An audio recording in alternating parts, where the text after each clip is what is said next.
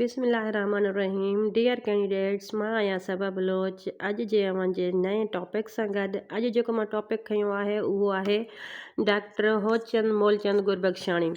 अॼु जो जेको मुंहिंजो इहो उनवान आहे, असां इन उनवान त छो आयासीं उहो मां ॿुधाईंदी हलां त जेके असांजे 2021 में लेक्चरारी जो पेपर थियो आहे ऐं हाणे हाल ई में जेको 15/2/2024 में जेको असांजो टेस्ट थियो आहे जनरल कैटेगरी में, उन में बि इन मां हिकिड़ो सवाल आयो हुयो जेको साॻियो हुयो पोइ चकर बि हाणे बि। इन करे मां सोचियो त छो न जेके डॉक्टर होचंद मोलचंद गुरबख्शाणी जा किताब आहिनि असां उन्हनि खे तफ़सील सां पढ़ूं। तंहिं करे अॼु मां तव्हांजी ख़िदमत में इहो पेश कयो आहे उनवान, त उमेदु आहे तव्हां इन मां ऐं मां बि इन मां काफ़ी सारी ॼाण हासिलु कंदासीं ऐं असांखे असांजे लाइ उहा फ़ाइदेमंद बि साबित थींदी। डॉक्टर होचंद मोलचंद गुरबख्शाणी जेको आहे 8 मार्च 1884 ईस्वी में हैदराबाद सिंध में ॼाओ हुयो। जेकॾहिं सिंधी अदब में हिन जी सुञाणप तौर हिन खे ॾिसूं त लतीफ़ शनास चयो वञे थो इनखे, छो त इन लतीफ़ियात ते काफ़ी सारा किताब लिखिया आहिनि। काफ़ी मां मुराद इहो आहे त जेके 3-4-5 किताब लिखिया अथसि उन में इहे आहिनि, छो त इन काफ़ी सारा इन जा किताब न मिलिया आहिनि, सफ़ा घटि तादाद में किताब मिलिया आहिनि, पर उहे जेके आहिनि अदबी हुन में ॾाढी अदब में ॾाढो अहमियत रखनि था। हिन में जेको मां तव्हांखे हिते ॿुधायो त हिकिड़ो सुवालु असांखे 2 पेपरनि में टेस्टनि में आयो आहे। उहो सुवालु असांजो कहिड़ो हुयो, नूरजहान नहाविल कंहिंजो लिखियलु आहे। इहो त पहिरें 2021 में बि थी वियो ऐं जेको आहे हाणे बि थी वियो, पर हाणे थी सघे थो त उहे इन मां ई सुवालु पुछनि त नूरजहान नाविल जेको आहे कॾहिं लिखियो वियो। 1915 ईस्वी में लिखियो वियो। उनखां पोइ नूरजहान नाविल जेको आहे कहिड़े पसे मंज़र ते लिखियलु आहे। इहो जेको तारीख़ी ऐं अश्किया नाविल आहे, असांजा हिन मां MCQs ठही वेंदा। ऐं इहो जेको सिंधी अदब में डॉक्टर होचंद मोलचंद गुरबख्शाणी जी पहिरीं तसनीफ़ हुई। असांजा 3 सुवाल हिन मां निकिरी आया। ऐं उन खां पोइ जेको आहे ॿियो असां ॾिसूं त इहो इल्मी तनक़ीद जो पहिरियों किताब जेको हिन लिखियो शाह जे रिसाले जो मुक़दमो, उहो आहे मुक़दमा लतीफ़ी। हिन मुक़दमा लतीफ़ी बि हिन जी किताब तसनीफ़ आहे, पर इहो छा हुयो, शाह जे रिसाले जे शरह हुयो। हिन हिकु मुक़दमो हुयो जंहिं ते काफ़ी सारी बहस बि हली हुई। इहो ॿियो किताब हिन जो थी वियो। ऐं टियों हुयो लवारीअ जा लाल, जेको 1934 ईस्वी में सवाने लिखियलु आहे चइनि बुज़ुर्गनि जी, जंहिंमें ख्वाजा मोहम्मद ज़मान लावारी ऐं उनजे 3 ॿियनि बुज़ुर्गनि जूं लिखियलु आहिनि। सवाने छा हूंदी आहे, सवाने उमिरियूं, इन ते असां ॿियो टॉपिक ठाहींदासीं, छो त हे जेको आहे वीडियो वॾी थी वेंदी।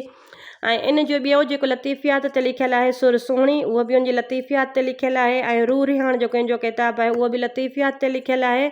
इन्हनि जी तफ़सील में जेको आहे अलॻि अलॻि लेक्चर मां ठाहींदीमांसि। सिर्फ़ु एतिरो ॿुधायां थी त इन्हनि जूं जेके किताब आहिनि, जेके बुक्स आहिनि, उन में कहिड़ा कहिड़ा आहिनि असां उहे पढ़ूं था। सभ खां जेको इन जी मशहूरु ऐं जेको इन जो चऊं त सिंधी अदब में जेको हिकु वॾो इन जो हथु आहे या इन खे लतीफ़ शनास चयो वञे थो, आलम अदीब ऐं मौरिख़ तहक़ीक़ कंदड़ मुहक़िक़ नक़ाद चयूंसि त इन जो वधाउ न थींदो। इन में इन जी सभ खां जेको आहे कमु जेको ॾिठो वञे थो उहो आहे शाह जो रिसालो। हिन शाह जो रिसालो जेको आहे 4 जुल्दनि में तयारु कयो डॉक्टर होचंद मोलचंद गुरबख्शाणी। जेके 3 जुल्द तयारु थिया उहे उन जी हयाती में ई थिया। जेको हिकिड़ो 1923 ईस्वी में पहिरियों जुल्द छपियो ऐं उन खां पोइ शाह जो रिसालो जुल्द ॿियों जेको आहे 1924 उन में छपियो। ऐं शाह जो रिसालो जेको जुल्द 3 हुयो 1931 ईस्वी में छपिजी पधिरो थियो। उन खां पोइ जेको हुयो न शाह जो रिसालो जुल्द 4, अफ़सोस उहो उनजी हयाती में छपिजी न सघियो।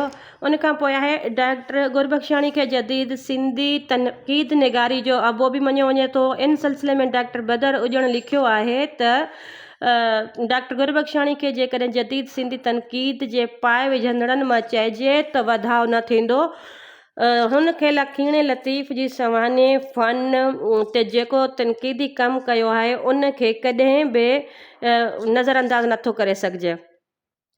उन खां पोइ आहे डॉक्टर गुरबख्शाणी केतिरनि ई किताबनि जा मुक़दमा ऐं मुहाग पुण लिखिया आहिनि, जिन में शमसुद्दीन बुलबुल जी रहीमा लतीफ़ ऐं लीलाराम फिरवाणी जे किताब हिकिड़ी राति क़ाबिल ज़िकिर आहिनि। हिन मुहक़िक़ जेको आहे डॉक्टर गुरबख्शाणी दिलि जे दौरे पवण सबबु हिन दिलि जे दौरे पवण सबबु 11 फरवरी 1947 ईस्वी ते हिन फ़ानी जहान मां लाॾाणो कयो। उमेद आहे तव्हांखे वीडियो पसंदि आई हूंदी। जेकॾहिं हिन में का बि ग़लती हुजे या को बि अहिड़ो मतिलबु जेको मूंखां ग़लती थी वई हुजे त कमेंट लाज़मी कजो ऐं मुंहिंजे उन कमेंट जी इस्लाह बि लाज़मी कजो। ओके, अल्लाह हाफ़िज़।